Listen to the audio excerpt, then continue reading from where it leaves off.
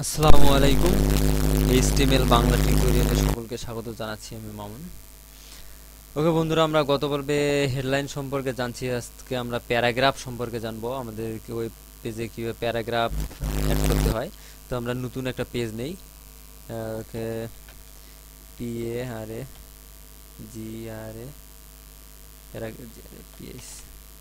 Paragraph dot HTML.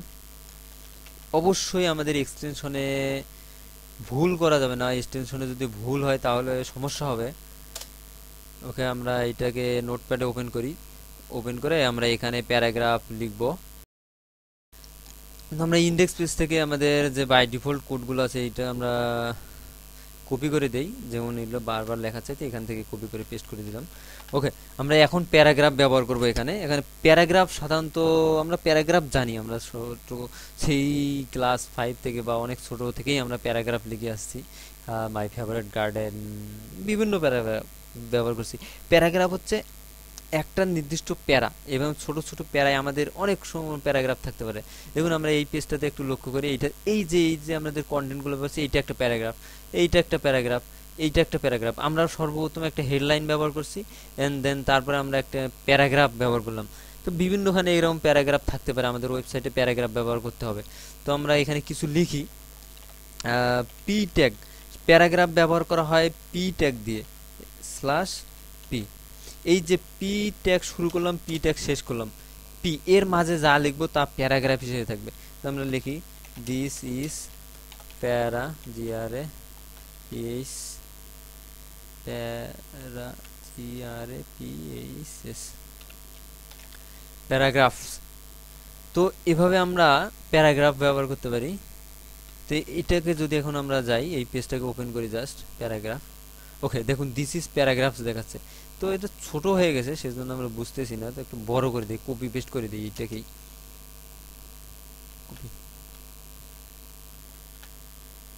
ওকে, এটাকে copy করে দিই আবার আরেকটা, তাহলে বুঝতে সুবিধা হবে যে প্যারাগ্রাফ একটা বড় হলো। ওকে, আমরা এই যে অ্যালাইনমেন্ট, আমরা কোডিং করার সময় অবশ্যই অ্যালাইনমেন্টগুলো ঠিক রাখবো, তাহলে আমাদের কোড বুঝতে সুবিধা হবে। যেমন দেখুন, এই এইচটিএমএল শুরু হচ্ছে, এই সোজা আমাদের এইচটিএমএল শেষ, তারপর একটা ট্যাব দিয়ে আমরা বডি শুরু করছি, তারপর যে বডি শেষ হয়ে গেছে তারপর নতুন ট্যাগ চলে আসছে, এখানে আমরা এই অ্যালাইনমেন্টে বডি শুরু করছি, তারপর একটা ট্যাব দিয়ে পি শুরু করছি।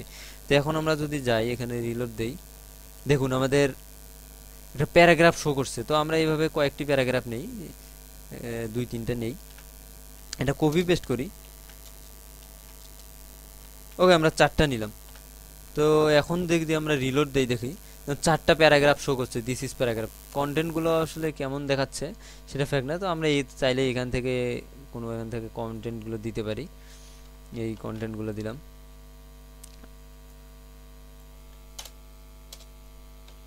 ওকে, বিশাল বড় হয়ে গেছে। তো আমরা এখন যদি রিলোড দেই, এখানে দেখুন এখন একটু সৌন্দর্য লাগতেছে, এখন ভালো লাগছে, ভালো দেখতে। তো এইটাই কপি করে দিই তাহলে। ওকে, তো ওগুলো থাকে, এটা কোনো ব্যাপার না, আসলে আমরা ভিডিওর টাইম বাড়াই না। দেখুন লক্ষ্য করে দেখুন, আমাদের প্যারাগ্রাফ দেখাচ্ছে, প্যারাগ্রাফ দিয়ে আমরা এখানে প্যারাগ্রাফ শো করলাম। এভাবে আমাদের যদি পেজে বিভিন্ন রকম প্যারাগ্রাফ দেওয়ার প্রয়োজন হয়, তাহলে আমরা এভাবে প্যারাগ্রাফ ব্যবহার করব, একাধিক প্যারাগ্রাফ ব্যবহার করবো। আমরা রিলোড দিয়ে দেখি, একটু সুন্দর লাগে।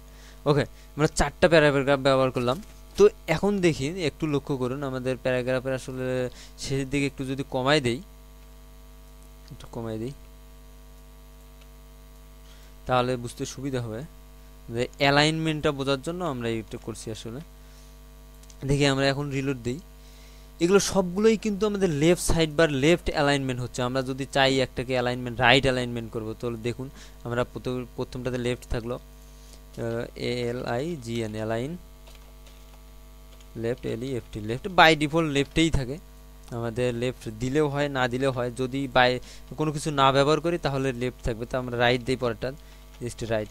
তো এখন লক্ষ্য করি, এখন রিলোড দিয়ে দেখি, দেখুন এইটার অ্যালাইনমেন্ট কিন্তু রাইট থেকে অ্যালাইনমেন্ট হচ্ছে। এই আর প্রথমটার লেফট দেওয়ার কারণে লেফট, এবং বাই ডিফল্ট লেফটেই থাকে। তো আমরা বিভিন্ন প্রকার অ্যালাইনমেন্ট দিতে পারি।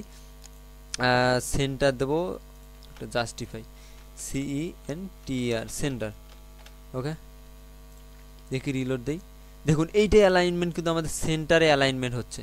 তো প্যারাগ্রাফটা অনেক বড় হওয়ার কারণে বুঝতে আমাদের সমস্যা হচ্ছে। যদি আমরা ছোট কন্টেন্ট ব্যবহার করতাম তাহলে অবশ্যই, তাহলে আমরা মাঝে সম্পূর্ণটাই মাঝে চলে আসতো। তো প্যারাগ্রাফটাকে এইভাবে আমরা মাঝে নিয়ে আসলাম। যে একটু ছোট করে দেই, এইটুক রেখে বাকিগুলো ডিলিট করে দেই, তাহলেই বুঝতে পাবো। দেখি আসলে অনেক বড় হয়ে গেছে প্যারাগ্রাফটা। ওকে, দেখুন এটুক দিলাম, সেন্টার সেভ দেই। এখন জাস্ট একটা লাইন। দেখুন এইটা প্যারাগ্রাফটা কিন্তু এইটা মাঝে চলে আসতেছে। তো আমরা লেফট প্যারাগ্রাফে অ্যালাইনমেন্ট, লেফট দেখলাম অ্যালাইনমেন্ট, রাইট দেখলাম অ্যালাইনমেন্ট, সেন্টার দিলাম। আর একটা বিষয় আছে জাস্টিফাই, যে USTIFY, জাস্টিফাই। ওকে, এখন রিলোড দিয়ে দেখি। দেখুন এইটাতে টেক্সট কম থাকার কারণে বোঝাচ্ছে, কিন্তু জাস্টিফাই এর কাজ হচ্ছে আমরা যখন অনেক বড় একটা প্যারাগ্রাফ ব্যবহার করব। এটার একটা পি শেষ করে দেই, আমাদের পি শেষ করা হয়নি, /p। ওকে, তো আমরা এইটার একটু ডুপ্লিকেট লাইন নেই, Ctrl D চাপলেই নোটপ্যাডের ডুপ্লিকেট লাইন হবে। তো আমাদের প্যারাগ্রাফটা অনেক বড় হয়ে গেল। এখন আমরা একটু রিলোড দেই। দেখুন এইটার দুই পাশে কিন্তু সমান জায়গা ভাবে নিচ্ছে। যদি আমরা এটাকে অ্যালাইনমেন্টটা উঠাই দিই, জাস্টিফাইটা উঠাই দিই, তাহলে লোক বুঝতে পারবো আমরা এদের আসলে কি পরিবর্তন হলো। দেখুন আমাদের এই রাইট সাইড বারে কিন্তু একটু জায়গা ফাঁকা, একটু মানে স্পেস গ্যাপ দেখছি আমরা, কিন্তু লেফট অ্যালাইনমেন্ট হয়েছে, লেফটের দিকে অ্যালাইনমেন্ট হচ্ছে, এবং রাইট সাইড বারে আমাদের গ্যাপ দেখাচ্ছে। তো আমরা এইটা কিন্তু যদি আমরা জাস্টিফাই করে দেই, জাস্টিফাইয়ের কাজ হচ্ছে দুই পাশেই সমান করে নিয়ে সে সমান্তরালভাবে চলে যাবে। তো অনেক ক্ষেত্রে আমরা পেপারগুলো যখন পড়ি, পেপারগুলো আসলে অধিকাংশ সব পেপারেই জাস্টিফাই করা থাকে, সেজন্য পেপারে কলামগুলো আলাদা আলাদা অনেক সুন্দরভাবে দেখা যায়। এভাবে যখন আমাদের জাস্টিফাই করার প্রয়োজন হবে তখন আমরা জাস্টিফাই করব। দেখি এখানে বিজি কালার দেই, BGCOLOR কালার, এখানে SLIVR সিলভার। দেখি, ওকে, প্যারাগ্রাফে বিজি কালার সাপোর্ট করে না মনে হয়, মেবি। তো আমরা এইভাবে প্যারাগ্রাফ ব্যবহার করি, পি ট্যাগ দিয়ে প্যারাগ্রাফ ব্যবহার করবো, এবং এ লাইন দিয়ে আমরা এখানে লেফট রাইট ব্যবহার করতে পারি। তো আমরা এই প্যারাগ্রাফে আমাদের আরও অনেক প্রয়োজন স্টাইলাইজ হতে পারে, স্টাইলাইজ করা প্রয়োজন হতে পারে। সেক্ষেত্রে আমরা যখন CSS ব্যবহার করব, CSS ব্যবহার করেই আসলে ভিজি কালারগুলো সাধারণত HTML এইভাবে দেওয়া হয় না। একটা যখন আমরা ওয়েব পেজ তৈরি করব তখন আসলে এভাবে CSS এ HTML এ কালার খুব কমই ব্যবহার করা হয়।